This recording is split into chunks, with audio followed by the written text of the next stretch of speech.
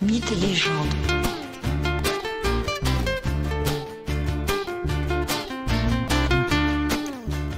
Bonjour à tous et bienvenue dans ce nouvel épisode de Mythes et légendes. Je vous propose aujourd'hui un épisode tout à fait à part. En effet, je vous invite à découvrir un mythe surprenant, celui d'un des plus célèbres gangsters des États-Unis, le dénommé Al Capone. Comme je vais vous l'expliquer, Al Capone participe pleinement des mythes sur lesquels les États-Unis modernes, ceux des années 1930-1950, se sont construits. D'une certaine manière, Al Capone représente l'archétype du dernier bandit, tel que véhiculé, par exemple, dans l'imaginaire de la conquête de l'Ouest. Les États-Unis, avec un État central, puissant et respecté, s'affirment dans les années 1930 et réduisent à néant ce type de personnes. L'histoire réelle de Capone est passionnante. Sa place dans l'imaginaire américain est fondamentale. Mais au-delà du folklore lié aux gangs des années 1920 et 1930, les Cadillacs noirs, les mitrailleuses Thompson et les surnoms incroyables, plus on étudie les faits, plus la brutalité et la violence de ces gangsters apparaissent comme insupportables. Exécutions, viols, tortures sont le quotidien de nombreux hommes de main de ces groupes. À l'époque même des faits, l'image d'Al Capone est très troublée, très ambivalente. Mais rentrons tout de suite dans le vif du sujet, la vie d'Al Capone.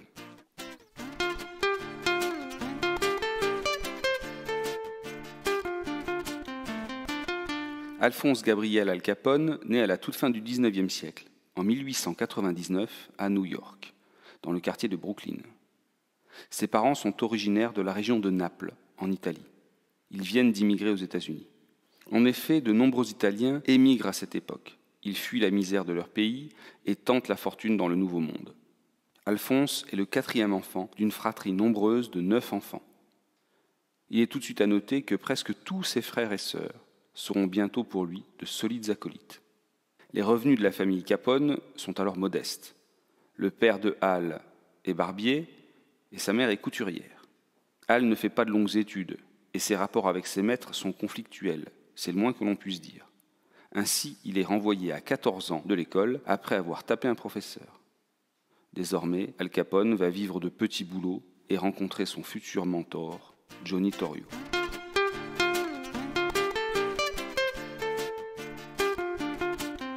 Torrio est un des chefs de la pègre new-yorkaise.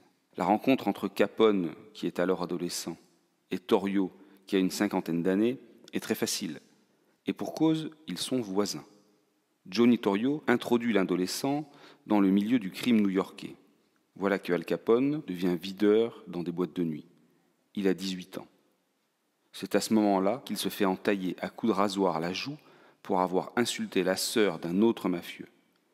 Ses blessures au visage lui valent le surnom de balafré, Scarface en anglais.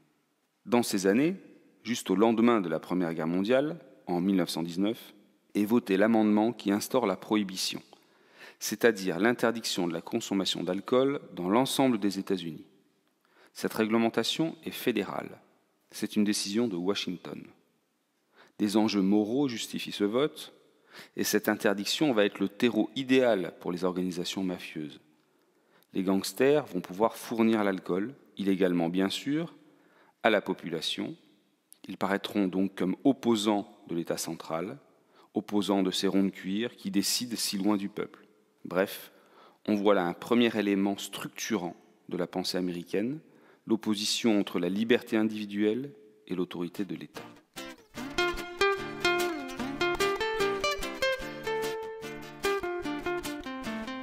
Johnny Torrio quitte bientôt New York et décide de développer son organisation mafieuse à Chicago. Celui-ci a monté sur cette ville industrielle en plein essor économique du nord-est des États-Unis un gang déjà très puissant et très rentable. Nous sommes en 1920. Le jeu, la prostitution et l'alcool permettent à Torrio et aux 800 membres de son organisation d'amasser une véritable petite fortune. Il fait alors appel à Al Capone qui le rejoint immédiatement. À 23 ans, Al Capone devient donc le bras droit de Johnny Torrio. Les deux compères déplacent le siège de l'organisation de Chicago à sa banlieue, Cicero. En effet, les autorités municipales y sont moins regardantes et tout simplement plus corrompues. Finalement, Torrio décide de se retirer des affaires après avoir été gravement blessé lors d'une fusillade. Johnny Torrio quitte donc Chicago pour se mettre au vert en Italie. Il laisse ainsi à Al Capone les clés de l'organisation. Nous sommes en 1925. Une simple anecdote permet de saisir la violence dont Capone est capable. Celui-ci a 25 ans lorsqu'il abat de 6 balles une personne qui a fait une remarque désobligeante sur un de ses proches. Qu'arrive-t-il à Al Capone suite à cet homicide fait en plein milieu d'un bar où sont attablés de nombreux clients et témoins ? Rien. Rien si ce n'est un interrogatoire. Mais comme tous les témoins souffrent d'affreux troubles de mémoire, Al Capone ne peut être poursuivi. Pour s'imposer à Cicero puis à Chicago, Capone doit corrompre les élus et les fonctionnaires locaux. Pour cela, il n'hésite pas à aider très efficacement un candidat lors des élections municipales à Cicero en 1924. Ces hommes de main intimident les électeurs et remplacent les urnes des bureaux de vote où le candidat protégé serait en position défavorable. Ces exemples de fraude et de pression mobilisent finalement les forces de l'ordre. Et c'est dans ce contexte que Frank Capone, un frère de Al, trouve la mort, abattu par les policiers. Les faits sont les suivants. Les policiers sont sur leur garde et circulent dans Cicero. Ils aperçoivent Frank Capone marchant le long des murs de clôture de la centrale électrique de Cicero, le principal employeur. Le véhicule de police s'arrête et les hommes descendent pour contrôler ou arrêter Frank Capone. Frank croit pour sa part à une attaque de membres d'un autre gang. Il plonge ainsi ses mains dans ses vêtements pour prendre son arme. Les policiers ouvrent le feu et l'abattent. Les policiers vont jusqu'à vider leur chargeur sur les corps inertes de Frank Capone. Al Capone décide de faire de l'enterrement de son frère un moment symbolique, un moment important, pour marquer les esprits, pour démontrer sa puissance.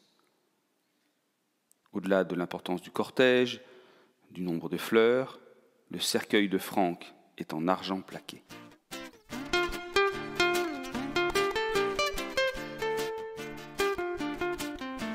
Désormais, Al Capone développe très rapidement son organisation à Cicero et à Chicago. Le contexte général est celui de la prohibition aux États-Unis et bientôt celui de la crise de 1929, crise qui frappe très durement le pays. Al Capone est jeune, en 1925 il a 26 ans, son organisation compte presque 1000 hommes et contrôle plus de 150 bars clandestins et autant de maisons de passe ou d'établissements de jeux. Avec 120 millions de dollars de chiffre d'affaires annuel à la fin des années 1920, l'organisation Capone est très rentable et riche. Ce chiffre d'affaires considérable est cependant grévé par un petit budget consacré à la corruption des autorités et des forces de l'ordre. Petit budget de 30 millions annuels. Un épisode majeur de la légende bien réelle de Al Capone est celui de la Saint-Valentin 1929. Deux principales organisations se partagent le territoire de Chicago. Celle de Al Capone, celle dite du South Side, et celle des Irlandais, dite du North Side. Ces deux gangs se disputent notamment le marché de l'alcool dans le Chicago de la Prohibition. Al Capone, pendant les faits, est dans sa résidence de Floride, à Miami Beach. Il peut ainsi facilement plaider sa non-responsabilité dans ce massacre.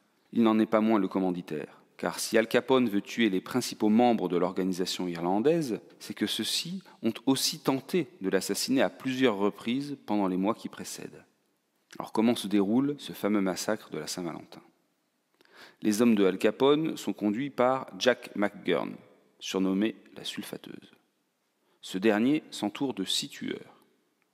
Et pour être sûr de pouvoir tuer les adversaires sans prendre trop de risques, Jack McGurn imagine le plan suivant. Une livraison de whisky de contrebande est proposée aux gangs irlandais dans un lieu discret. Ainsi, les hommes à abattre seront rassemblés. À ce moment, de faux policiers interviendront et désarmeront les brigands du gang opposé, puis les tueurs interviendront à leur tour pour exécuter les Irlandais. Ainsi, le 14 février 1929, à 10h30 du matin, les membres du gang du North Side, c'est-à-dire les Irlandais, entrent dans l'entrepôt pour recevoir la prétendue cargaison de whisky. Leur chef, Bugs Moran, est en retard. Ce retard va lui sauver la vie, et il s'agit pourtant de la cible la plus importante de cette attaque. Cependant, un des guetteurs confond les personnes rentrant dans l'entrepôt et croit que le chef du gang irlandais est bien rentré. C'est alors donc que 2 hommes pénètrent dans l'entrepôt déguisé en policier, et désarme les hommes après les avoir fait aligner contre un mur. Les tueurs arrivent et mitraillent les hommes du Northside de plus de 80 balles. Afin d'éviter que le voisinage ne panique et ne donne l'alerte, les tueurs habillés en civil sortent dans la rue, les mains en l'air, pendant que les faux policiers les tiennent en joue avec leurs armes. Le massacre fait ainsi 7 victimes, mais le chef du Northside, absent, est sauvé. Le scandale est immense, et l'enquête prouve rapidement que ce sont des hommes d'Al Capone qui ont fait le coup. L'image du chef de gang est largement ternie par ce massacre. Dans ce contexte, Al Capone s'entend avec les autorités locales pour être arrêté, puis emprisonné pour une courte durée. Il s'agit pour lui de se mettre à l'abri de tueurs à gages et pour les autorités de montrer que Capone n'est pas invulnérable, surtout suite au massacre de la Saint-Valentin. Al Capone est ainsi arrêté en août 1929 et mis en prison. Le gangster verse à chaque policier qui a participé à son arrestation la coquette somme de 10 000 $. De plus, il fait aménager sa cellule de manière luxueuse. 10 mois plus tard, il est libéré de prison. La motivation de son arrestation était un port illégal d'armes. Comme je vous l'ai dit, au début des années 1930, la crise économique frappe de plein fouet les États-Unis. La ville industrielle de Chicago est très durement touchée. Al Capone organise pendant l'hiver 1931 une soupe populaire qui nourrit certains jours jusqu'à 5000 personnes. L'image du chef de gang s'améliore. Mais les événements vont s'accélérer. Voyons désormais la chute de Capone.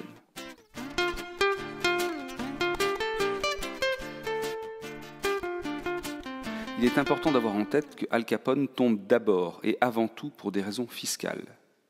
Le procès intenté contre Al commence le 6 octobre 1931. 3 semaines plus tard, Al Capone est condamné à 17 années de prison et à une considérable amende de 50 000 $. La méconnaissance du droit fiscal des avocats de Capone explique en grande partie cette condamnation pour des faits qui étaient en réalité prescrits pour la plupart. De sa prison, Al Capone continue à gérer ses affaires dans un premier temps. Puis en 1934, il est transféré à la prison d'Alcatraz. Son régime carcéral est alors très dur et il ne peut plus gérer son empire à distance.